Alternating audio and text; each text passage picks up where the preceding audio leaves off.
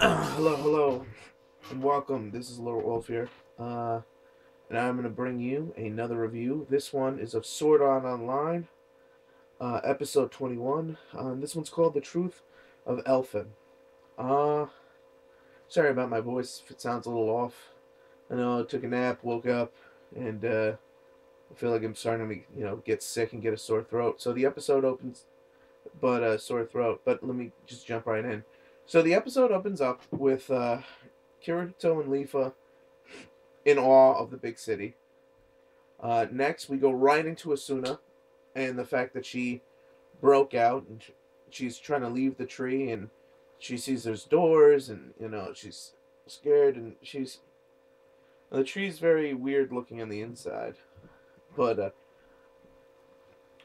but that's what she's trying to do. She's trying to figure out a way to escape.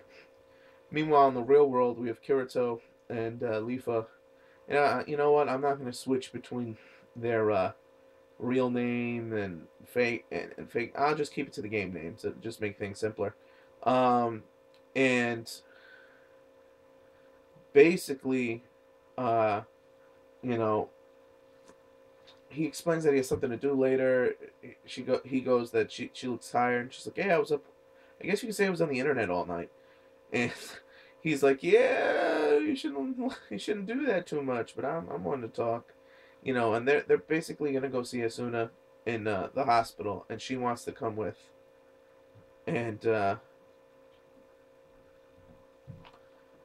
so there's a cute scene of him pouring water down the back of her collar, and so they go to the hospital to visit her. And then they flash back, and now we're with Asuna again, and basically she's creeping along the side of the wall, trying to figure out a way out. Eventually, she comes across a map, and inside the map is it's basically a breakdown of the tree, and she also notices that there's a section. She's looking for a console to log out, but she finds that there's the laboratory, and she's like for special experiment department. So we, you know, that's where she wants to go. Um, and basically, when you go back to the real world, you know, they're preparing food for breakfast. They're gonna go and visit Asuna, and this is all about Leafa's feelings for her cousin brother, and the fact that she's in love with him, but she doesn't know how to tell him. And she wants to meet the girl that does have his attention, more or less, even though she's in a coma, obviously. And this is where she mentions she wants to go, and he's like, sure,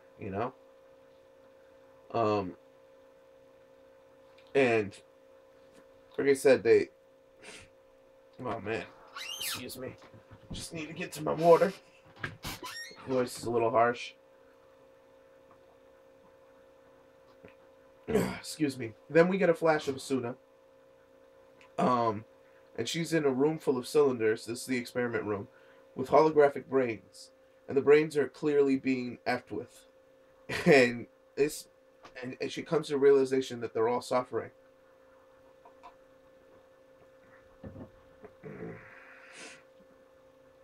And she wants to help them. She wants to log out. She wants to save everybody. And you know, this slightly breaks her heart that all these people are suffering, that they're using her father's company to hurt people. You know what I mean? This isn't cool. Uh, so uh, yeah, it's not cool. So we get, you know, she's she starts to look for a console, uh, to to save these people. She says she's gonna save them. She's not giving up. And then we see these slug-like creatures that are that are the ones experimenting on them. They look like aliens. They're giant purple slug things, and and they're weird. They're just weird. These things have tentacles, and you know, more on tentacles later.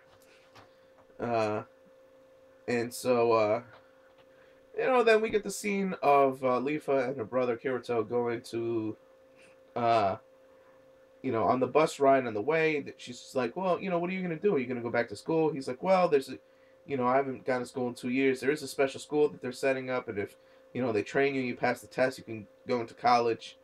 Uh, and she's like, that's great. And these are just people from Sword Art Online.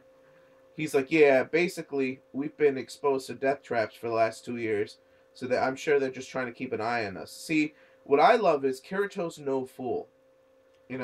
He's not.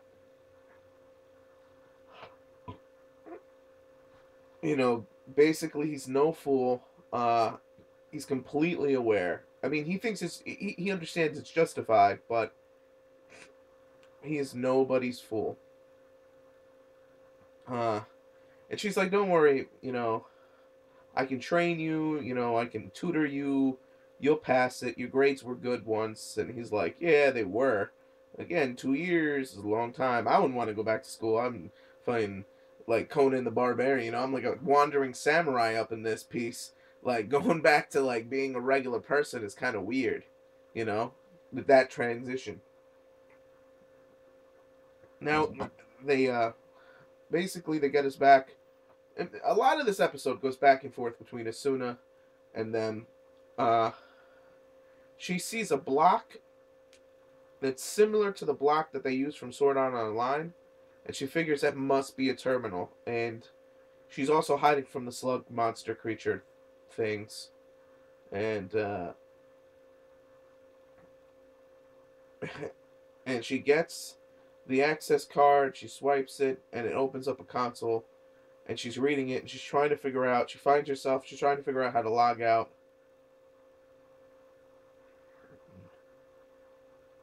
And, she's about to press it, and she gets captured by she's about to be captured by the tentacle monsters. Then, they finally get to the hospital,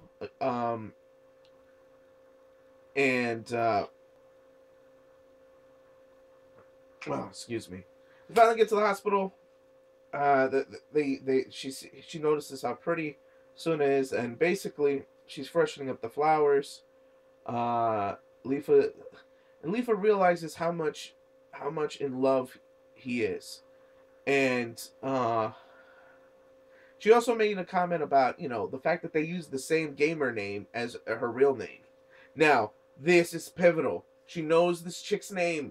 All they have to do for her to figure out who Kirito really is mention her name, and she would figure it out. Kirito gives her full titles, and what she was in the game, and the fact that he could never match her speed and accuracy and stuff like that, and he introduces them, and it's a cute moment. But alright, now we have the tentacle monsters, and let me explain something. She could not press it. Now, she tries to convince them that she's a regular person. They don't believe her. They turn into the scientists. And let me explain something. This almost becomes a hentai. This almost became a hentai on me. Because one of the slugs logs out, and the other slug that's holding her. And he's like, I won't do anything fun. And fun. So then he starts wrapping her body completely in tentacles. And he's about to like shove his tentacle in her mouth. Like, this was straight up hentai action right now. This was bad, right? I was like, where's the show going? No, not to Asuna. Don't rape Asuna, right? And then she bites his tentacle, and it hurts him because he forgot to turn off pain because he was trying to feel pleasure. So what's crazy is, basically, had she logged out, she would have woken up and been right there for Kirito, because he would have been right there in the real world. She yells at them they should be ashamed of themselves, and basically they're not. They're like, nah, fuck this. We find this very peaceful. Ha ha ha. Evil scientists. But so you know, they capture her. I mean, I'm just gonna finish off her part of the story for the most part, and they go to put her back. Uh, Kirito, and her and Leafa leave the hospital. They go home. They log in. They go back to Sword on Alpha Online, and they they they leave. His daughter pops out of his pocket. There's some talking about sleeping and what's going on there. And they get into the big town. They walk into the arches. And now they're at the center of town, almost at the base. And they're like, she's like, yeah, you know, he mentioned that people took a picture and by standing on top of people's shoulders. She's like, yeah, the game developers fixed that. They put in an invisible wall beyond the cloud so you can never do that again. Cheating like that or something. And he's like, yeah, yeah. She's like, yeah. And then, you know, he walks. They walk into the center of town, and Asuna gets put back in her cage, but she still has the ID card. So she is not. She's down, but not out. She will figure out a way to escape. You know, that goes without saying. And which I think is awesome. You know, I was kind of down. I'm not gonna lie. I was bummed that she got put back in, but the fact that she was smart enough to keep the ID card, brilliant move on her end. And she's still, I guess she's still doing what she's doing.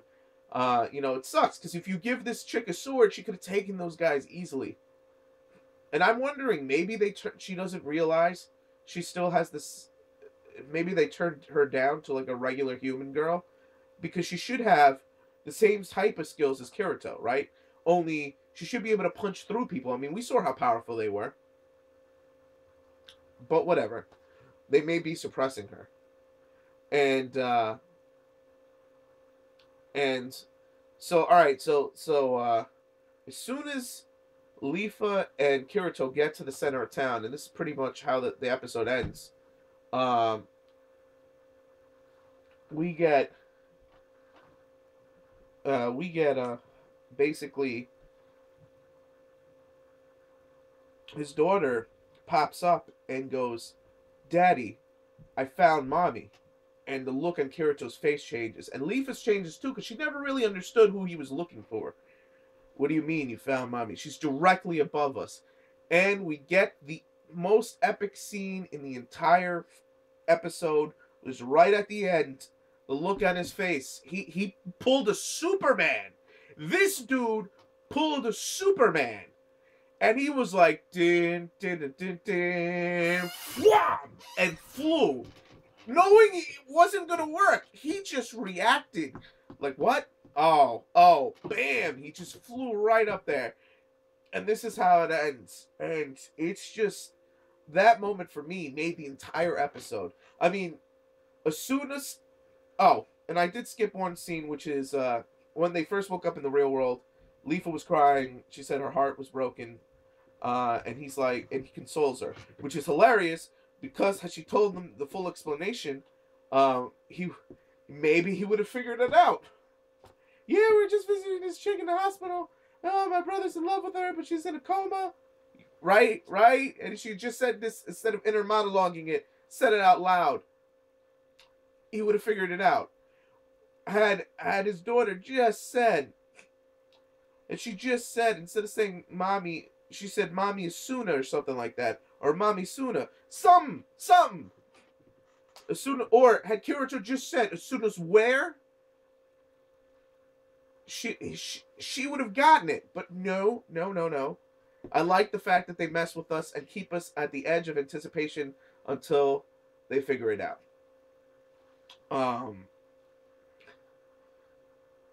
And basically, I absolutely love this episode.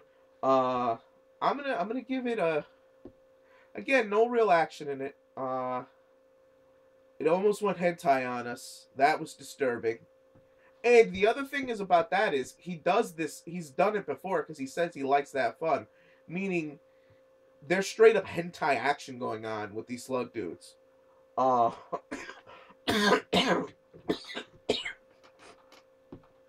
Yeah, excuse Excuse me.